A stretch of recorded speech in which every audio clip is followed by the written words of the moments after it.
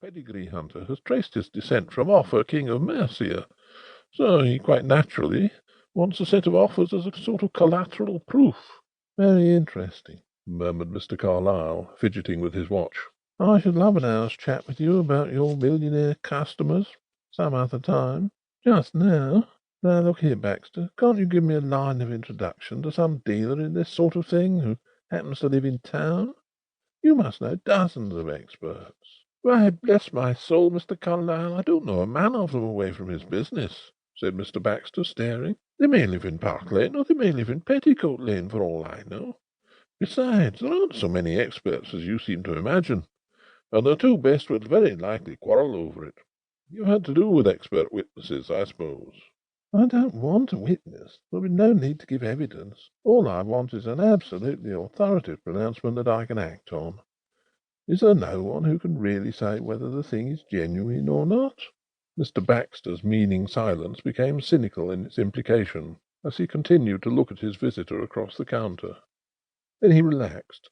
"Stay a bit. There is a man, an amateur, I remember hearing wonderful things about some time ago.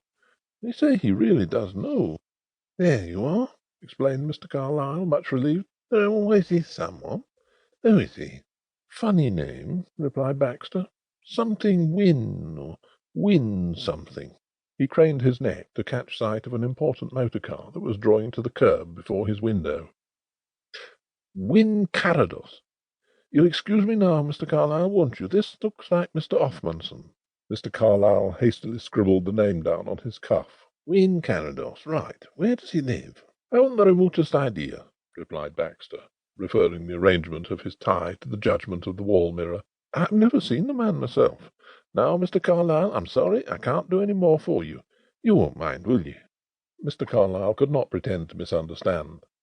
He enjoyed the distinction of holding open the door for the transatlantic representative of the line of Offa as he went out, and then made his way through the muddy streets back to his office.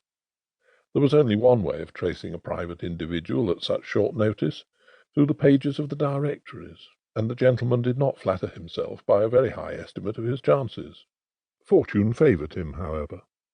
He very soon discovered a Wynne Carrados living at Richmond, and, better still, further search failed to unearth another.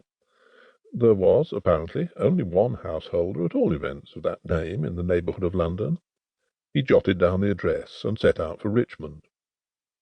The house was some distance from the station, Mr. Carlyle learned. He took a taxicab and drove, dismissing the vehicle at the gate. He prided himself on his power of observation and the accuracy of his deductions, which resulted from it, a detail of his business. "It's nothing more than using one's eyes and putting two and two together," he would modestly declare, when he wished to be deprecatory rather than impressive. By the time he had reached the front door of the Turrets, he had formed some opinion of the position and tastes of the people who lived there. A manservant admitted Mr. Carlyle and took his card, his private card, with the bare request for an interview that would not detain Mr. Carrados for 10 minutes. Luck still favoured him. Mr. Carrados was at home, and would see him at once. The servant, the hall through which they passed, and the room into which he was shown, all contributed something to the deductions which the quietly observant gentleman was half unconsciously recording. "Mr. Carlyle," announced the servant. The room was a library or study. The only occupant, a man of about Carlyle's own age, had been using a typewriter up to the moment of his visitor's entrance. He now turned and stood up with an expression of formal courtesy. "It's very good of you to see me at this hour," apologized Mr. Carlyle. The conventional expression of Mr. Carrados's face changed a little. "Surely my man has got your name wrong," he explained. "Isn't it Louis Calling?" Mr. Carlyle stopped short, and his agreeable smile gave place to a sudden flash of anger or annoyance. "No, sir," he replied stiffly. "My name is on the card which you have before you."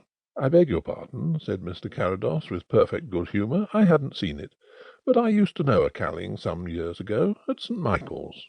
"St. Michael's?" Mr. Carlyle's features underwent another change, no less instant and sweeping than before. "St. Michael's? Wynne Carrados? Good heavens, it isn't Max Wynne? Old Winning Wynne?"